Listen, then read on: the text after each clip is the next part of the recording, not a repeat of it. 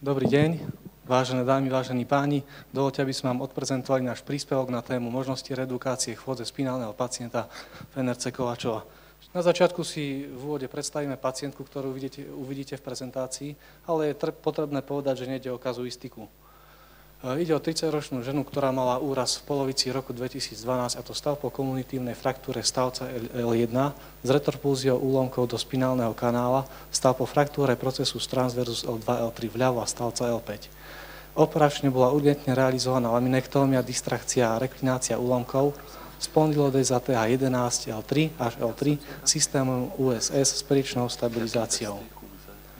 Prvá rehabilitačná liečba v NRC bola od 1.8.2012 v trvaní 11 týždňov.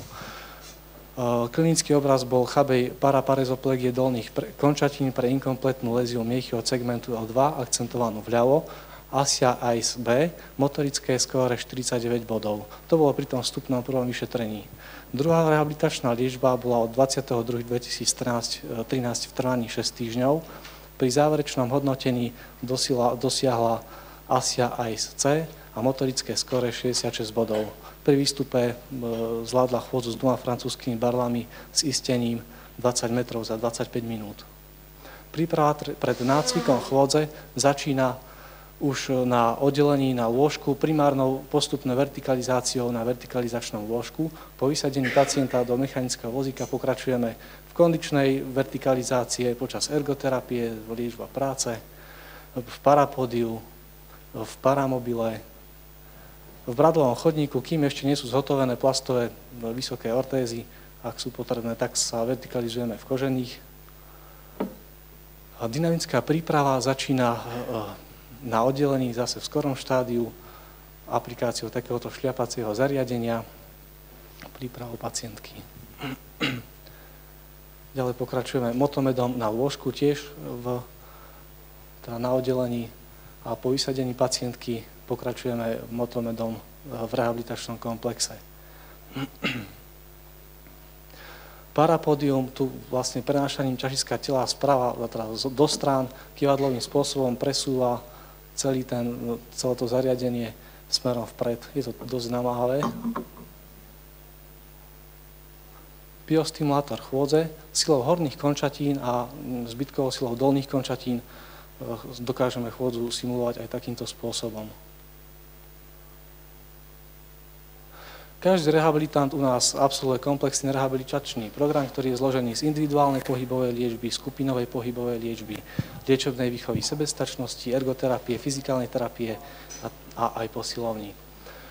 V NRC Kovačova na protektickom oddelení sa podľa potreby individuálne zhotovujú termoplastové ortézy, termoplastové korzety, prípadne iné pomôcky, prípadne sa, ak treba, upravujú ortézy a iné pomôcky.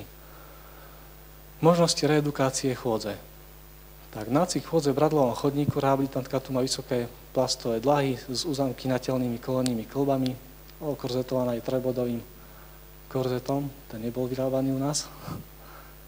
Tak, trénujeme rôzne krokové variácie, nácvik robíme aj v zrkadlovej miestnosti, pre lepšiu sebakontrolu vykonaných pohybov.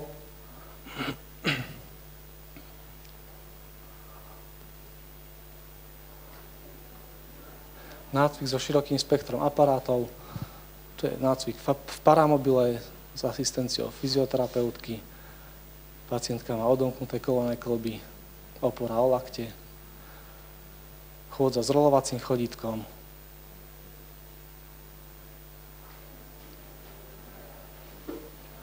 Chôdza so štvorbodovým chodítkom.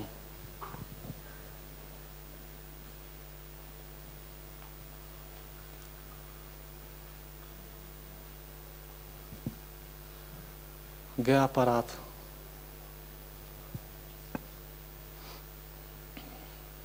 K dispozícii máme široké spektrum aparátov, ktoré využívame pri nácviku chôdze. Sú nám vždy k dispozícii, keď potrebujeme, vytipujeme si ten pre nás najvhodnejší a ideme na to s pacientom.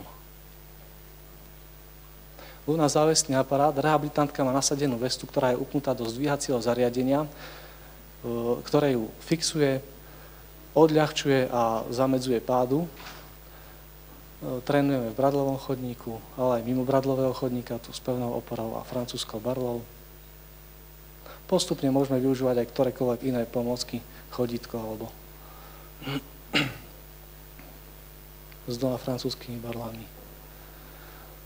A tu je pokus bez asistencie a takto nám to zamedzilo pádu. Takže je to bezpečné a nemusíme sa báť, že sa niečo stane nepríjemné. Tréning so závesnou vestou, takisto rehabilitantka má nasadenú vestu so zdvíhacím aparátom, len je to nad chodeckým pásom. Tu boli rehabilitantke upravené dlahy skrátené na peronálne.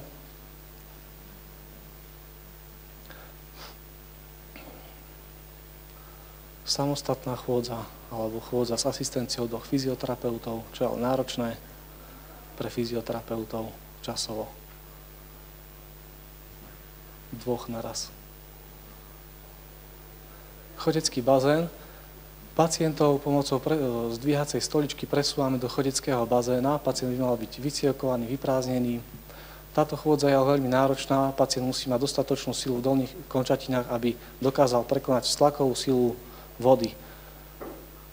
Takže nie každý pacient to zvládne a aj táto naša pacientka, ktorú vidíte, práve to z toho dôvodu nezvládala, že jej vyplávalo dolné končatiny. Ale tá možnosť tej chôdze je.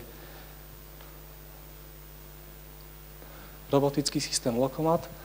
Rehabilitantka má nasadené motorické dlahy, ktoré navodzujú fyziologický obraz chôdze na chodeckom páse. Upnutá je vo veste.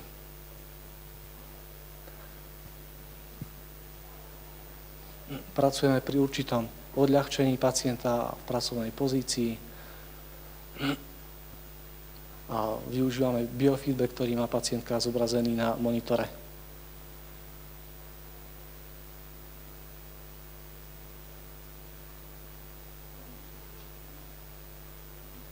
Postlokomatový syndrom popísal pán profesor Malý. Registrujeme ho u pacientov s transverzálnou léziou miechy. Čím je pacient dlhšie poúrazal s distálnejším postihnutím, tým sú symptómy evidentnejšie. Prejavy boli zaznamenané po 20 aplikáciách Lokomatu. Prezentuje sa symptómami. Pacient začína registrovať celistvosť celého tela, doteraz dolné končatiny nevnímal ako svoju telesnú identitu. Pacient popisuje ľahkosť dolných končatín a pacient registruje fantómové pohyby prstov, nohy, členku a niekedy aj kolena. Impuls k popísaným prejavom autor dostal, teda pán profesor Malý, dostal pred niekoľkými rokmi od pána profesora Venčeho, za čo mu ďakujeme. Objektivizácia chôdze. Na objektivizáciu chôdze využívame chôdzové testy VISCI 2. Vlastne je to test, ktorý sa skladá z takých dvoch položiek. V prvej tej časti sa hodnotí typ chôdze, aké pomôcky, aké ortézy, akú asistenciu rehabilitant potrebuje a hodnotí sa aj subjektívny pocit pacienta. A v tej druhej časti VISCI level sa vlastne bodovo hodnotí daný typ chôdze, ktorý je určený tabulkou. Testy VISCI 2 sú doplnené o testy TUG, Time Up, Go, 10-metrový test chôdze a 6-minútový test chôdze. To už bolo dneska aj spomenuté. Za cenné rady a pomoc pri vytváraní prezentácie úprimne ďakujeme pánovi profesorovi Malému a ďakujem vám za pozornosť.